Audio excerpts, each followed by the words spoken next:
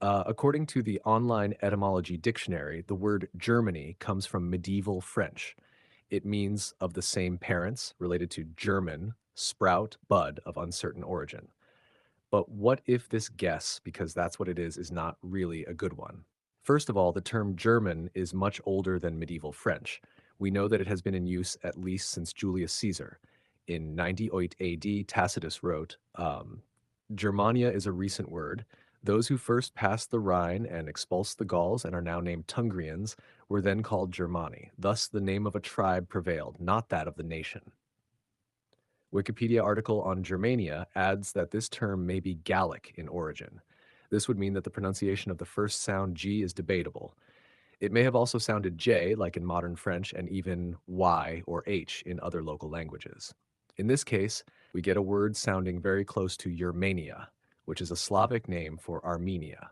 The first famous chieftain of the Germans, who had lived between 1817 BC and 21 AD, was Arminius, Hermann in German. One would expect that his name means simply German and has the same etymology. However, we read that it means something completely different. The Latinized Arminius reflects the Germanic Ermin, found in the tribal name Erminones, probably meaning strong, whole. Okay, but then what about the etymology of Armenia? Surely it can't be German? Unfortunately, here the etymology dictionary can't help us.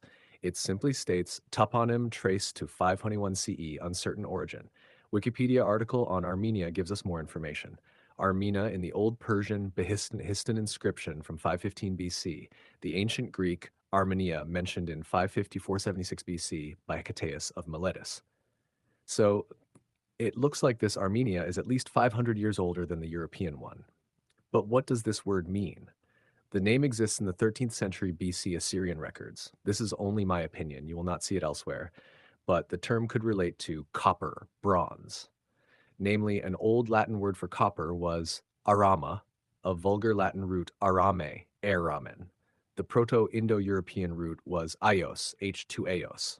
And this sounds like Haik, a mythological ancestor of Armenians. The period of Chalcolithic Copper Age lasted roughly from 7 to 6,000 BC to 3,000 BC, depending on a region, when the Bronze took over. According to the legend, Haik defeated the Babylonian king Bel in 2492 BC and established his nation in the Ararat region. And a toponym, Armanum, existed in Assyria. Naram-Sin conquered it in 2200 BC. Armenia, the cradle of R1b haplogroup. Do we have other evidence for this supposed migration, apart from the similar sounding words? Maybe we do. A genetic one. This is the current distribution of Proto-Germanic R1b in the Caucasus region, which according to Upedia.com peaks in Armenia. Moreover, the Caucasus region is a cradle of R1b haplogroup. These people later conquered the whole of Western Europe. I know many people will say that relating haplogroups to nations and culture is a wrong approach. However, we can get a pretty good idea that certain migrations did really happen. So who were these tribes? Maybe a part of the answer lies again in the word Armenia. Because of linguistic change called rhoticism in some languages like Neapolitan, Romanesque, Romanian, Basque, Spanish, and Portuguese, it is typical that L becomes R. For example, Albero becomes Arvero, Alto becomes Arto, and Alban becomes Arban. So if we work our way backward, we may get the word Almen from Armen. This is very interesting because that is another name for Germany in, for example, French, Kurdish, and some Slavic languages. It comes from the confederation of Germanic tribes known as Alemanni. Current etymology of this word is all men. We further read that Alemanni could be mysteriously connected to the tribe of Hermunduri. And Pliny the Elder, in his Historia Naturalis, lists them as one of the nations of the Hermiones. Could there, in fact, be some etymological connection between all these words? As for Alemanni, we do know that territory had stretched around present-day Alsace and northern Switzerland. The territory in which the Alemanni settled is very interesting for two reasons. Firstly, this is the area between Hallstatt and Latene, the birthplace of Celtic culture and a melting pot of its time. But the Alemanni expansion in this region was quite a late one. Secondly, this is where Alemanni had settled, and the region has since then been known as Gervane, a word sounding pretty close to Yerevan, the capital of Armenia. The Kingdom of Gervane is a small, proud nation in the heart of Europe, They are known for its wealth, diplomacy, hearty cuisine, and fine wine. Split off the crumbling Roman Empire, the kingdom endured several Germanic mass migrations.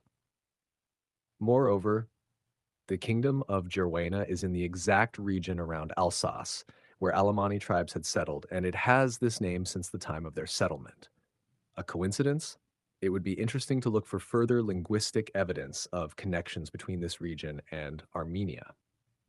However, German will not be of much help because, according to most of the authors, Proto-Germans started to develop only around 500 BC.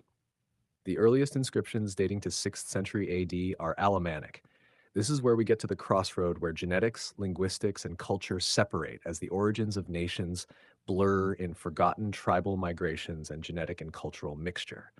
However, most of the historians, inspired by Roman authors, trace the origins of Germans to the north of Europe, but this might not necessarily be the case. Dutch equals Dacians? If migration really happened from the south, our last clue may lie in another word by which Germans call their land, Deutschland, the land of the Deutsch. The etymological dictionary gives us the following explanation. Late 14C used first of Germans generally, after C 1600 of Hollanders, from Proto-Germanic thodo, popular, national, from P root tota, people. Actually, the word Dutch sounds exactly like the name of ancient people known as Dacians. Dacians were apparently a Thracian tribe, original inhabitants of the Balkans, but on Wikipedia we read the following. The Dacians spoke the Dacian language, closely related to Thracian, but culturally influenced by the Scythians and the Celtic invaders of the 4th century BC. Celtic invaders of the 4th century BC? How interesting, because before this period, in the 5th century BC, the term Dacian is completely unknown to Herodotus. He does mention the Thracian tribe of Getae, a word considered to be a synonym for Dacians.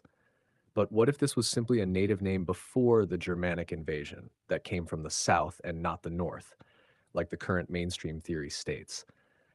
I am saying this also because Herodotus actually knew a tribe called Germani. He mentions them only in one single sentence, but not where one would expect them to be. He probably referred to the inhabitants of Kerman, Iran. The other Persian tribes are the Panthiolai, the Derusii, and the Germanii, all tillers of the soil, and the Dai, the Mardi, the Dropici, the Sagartai, all wandering herdsmen. In conclusion, it seems that for thousands of years, since at least 4th millennium BC, there were massive migrations to Europe from the south and east. It may be so that one of the last migrations from around 5th century BC brought the ancestors of the modern German nation to Europe. However, they would have only followed the routes that their own ancestors had already established a few millennia earlier. Bavarians came from Armenia? Perhaps there is some truth after all in the 11th century German song Anolied. It describes origins of Bavarians, people whose territory is closely connected with the kingdom of Gervain. This was always a brave people. Their tribe came long ago from the magnificent Armenia. It is said that in those parts there are still those who speak German far towards India. Gervain, a word sounding pretty close to Yerevan, the capital of Armenia. The ancient name of Yerevan was Erebuni and Erevan in middle centuries.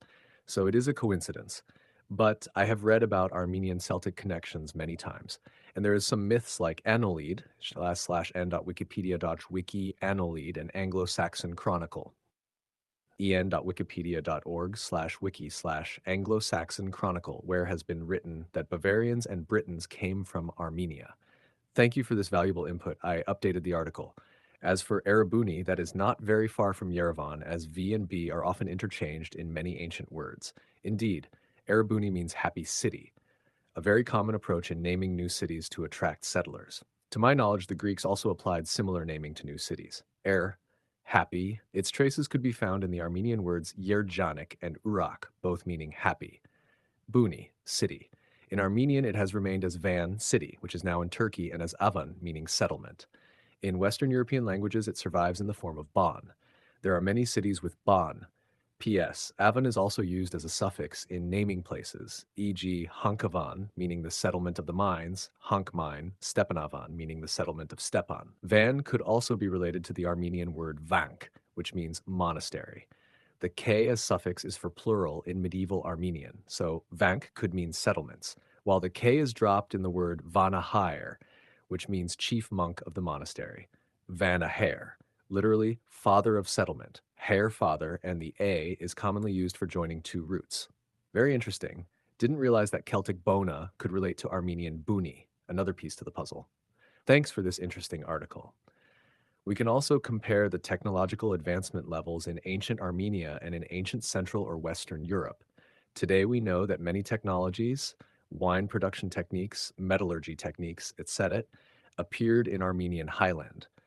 This knowledge was probably transmitted in Europe by the Armenians during massive migrations. We can also find Armenian elements in the Celtic sculptural art or belief system. There are also many similarities between Stonehenge and more ancient Armenian Karahunje. Kar equals stone in Armenian. Here you can see 10 world's oldest things from Armenia. wyoutube.com/watch VO29048. These things prove that in ancient times, Armenia had an advanced technological level compared to Central Western European regions.